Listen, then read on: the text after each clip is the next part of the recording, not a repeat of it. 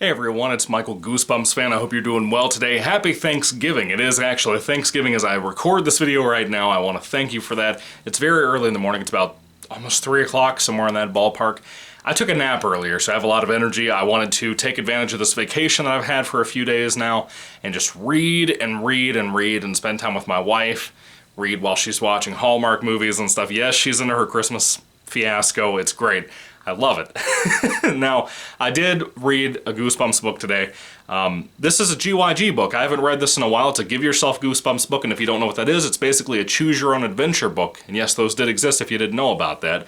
This is number 9 of the Give Yourself Goosebumps books, The Knight in Screaming Armor. I have had a lot of people recommend this book to me for years now, since the start of the channel. It's one of the earliest GYG books people kept recommending they wanted me to read and make a review on, and here you are. So, first off, this is a great cover. I love the blue and purple color scheme. I love this knight in screaming armor right here.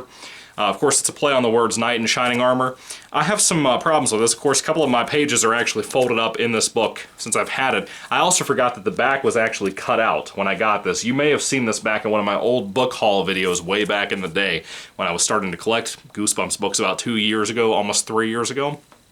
God, I think, is February 3 years? I think February is going to be 3 years of this channel. That's wild. I don't even realize that. This year's flown by. I'm sorry I haven't had much content for you guys. I'm hoping to have quite a few videos for you this week to make up for a lot of this year being so crazy with the move and the new job, and, well, not new job, but the new position at the job and everything else that's been going on. So I want to thank you guys once again for the patience you've had for me. Number 9, The Knight in Screaming Armor. This was a pretty solid one. I enjoyed this. I typically enjoy Give Yourself Goosebumps books, mainly because of the adventure aspect. They're not really scary. There's very few that are actually scary. Most of them have a good mixture of adventure and comedy mixed together, and I really dig that. This has a good adventure feel to it. It's actually a very different setup and premise from what I'm used to with GYG books or just Goosebumps books in general. Essentially, with this one, you start off, of course, it's written like in second person or something. I don't even know what it was called, but it's basically you living out throughout the story. You have a mom and dad who are making all these British jokes and British cliches and whatnot, saying pip pip and cheerio and all this, because you have your 2 cousins and their dad are coming into town to stay with you guys. The dad speaks at different, like, I think it's museums and colleges and stuff like that, something like that. He's some kind of educator of some sort, some kind of spokesperson, a very educated guy, but his 2 kids are all coming in. They're coming in from the UK, mind you, so that's why your parents are making all these British jokes and whatnot. And your 2 cousins, Abby and Kip, come into town, and you're essentially seeing that they also brought in 2 crates. One is listed that it's the good knight, and the other one is the bad knight. Of course, the bad knight would also be the Knight in Screaming Armor, as the title indicates. Most of this book is dedicated to the Bad Knight storyline. I would say about 65 to 70% of the whole book is. The rest of the book is basically dedicated to the Good Knight story. Now, I started off with the Bad Knight storyline. The way these GYG books work, and I assume most game books out there probably are just like this. This is the only one I've pretty much read aside from the old Choose Your Own Adventure books from like the 70s and 80s. You start off essentially with this book with a fork in the road. You get to pick one over the other. Good Knight, Bad Knight in this case. I stuck with the Bad Knight to begin with, and I went through and I used a bunch of bookmarks, and I did every choice in the entire book today, just to see what happens. Sometimes you have different crossovers to different things you've already read and whatnot. It kind of flies by. It's a really fun time, in my opinion. I recommend GYG books quite a bit. Anyway, the Bad Knight storyline essentially is about the crate that has the Bad Knight's armor in it. Apparently there's a curse on this knight. He's an old relative or something. Some kind of relative of some sort. I don't know. But anyway, this Bad Knight had a curse put on him by a sorceress at the time. And he's cursed or whatever. His whole family was found dead, something like that. And this armor is evil. But you also hear this screaming in the middle of the night that wakes you up, and your cousins too. You guys all head to the garage where these 2 crates are being kept. And this screaming is coming from the actual Bad Knight crate in this garage. And eventually you happen to crack it open, take off the leather straps and all that, and it opens up. And the knight's armor is moving around and whatnot, and essentially, I think it said it took a sword and cut open the back of the box, and it ended up in almost like a Narnia type of situation. It goes into a whole different like landscape of green grass and rocks and mountains and all that, trees, forestry, all that.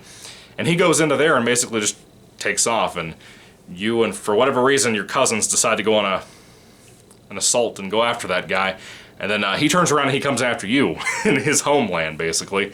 He just wanted to go home. That's all he wanted. Anyway, there's a big adventure involving all that. There's so many different things in here, whether it be big birds, not from Sesame Street in this case. There's some other things that are happening in this storyline, witches, creepy old women, different things like that. There's some cool stuff in this storyline that I enjoyed a lot. Now, in the Goodnight storyline, you're actually just opening up this crate, and there's just a piece of paper in there, as heavy as that crate was, and you and your cousins are kind of like, what in the world? Why was this box so heavy?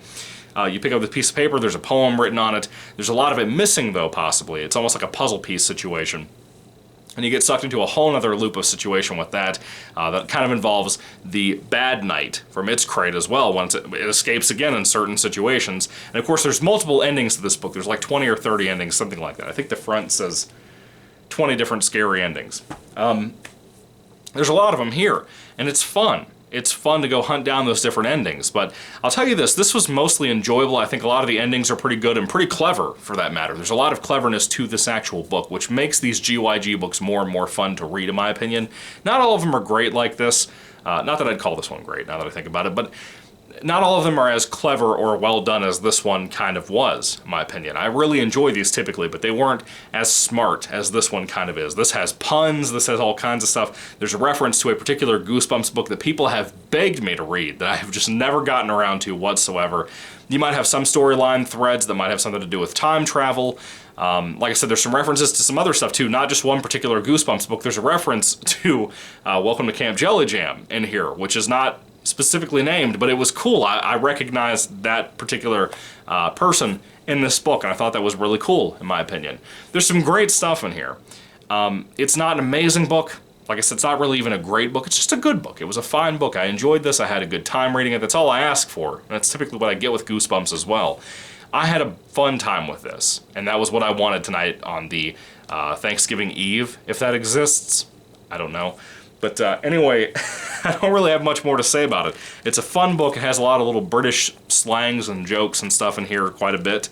There's not really anything too crazy with like puzzles or anything. Some of these GYG books had that, whether it be the very beginning of the series or later on. They had some cool things here and there scattered out. This book is pretty straightforward on what it was.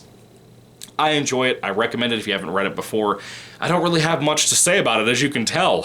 It's probably a shorter review. I don't really have much to say about it. I like it. That's it. I like it. I don't want to spoil too much.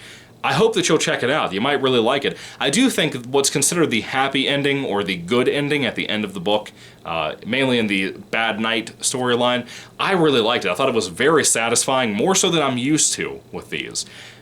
There's some magic in here, there's some supernatural stuff in here, that's pretty fun. There's a mud monster thing in here that throws mud at people, a bunch of them as a matter of fact. I thought that was a cool throwback to You Can't Scare Me, one of my favorite Goosebumps books.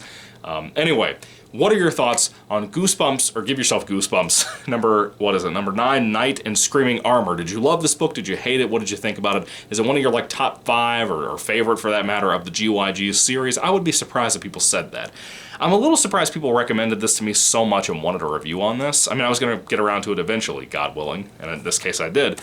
But I was surprised people wanted me to just talk about this so badly. I don't know. If I had to rate it on a 5-star basis, I would give it like probably a 3 out of 5 stars. It's about as good and basic as it gets, and that's all I needed it to do. I just wanted to have a good time, and I did. So anyway, what are your thoughts? Put them down below, guys. Thank you for watching. Once again, happy Thanksgiving. Thank you for being here. Thank you for being patient. I hope to get another book review out to you by the end of the week at some point, maybe this weekend. I'm not really sure yet. I do want to watch the Cry of the Cat episode that I have not watched yet, the 2-parter for that. I need to watch that and review it here on the channel as well, so hopefully you'll have that coming up in the next couple of days. I might be pretty busy for Thanksgiving and Black Friday, but we'll see this weekend possibly. Anyway, thank you for being here. God bless you guys. Have a good one. Happy Thanksgiving once again, and goodbye.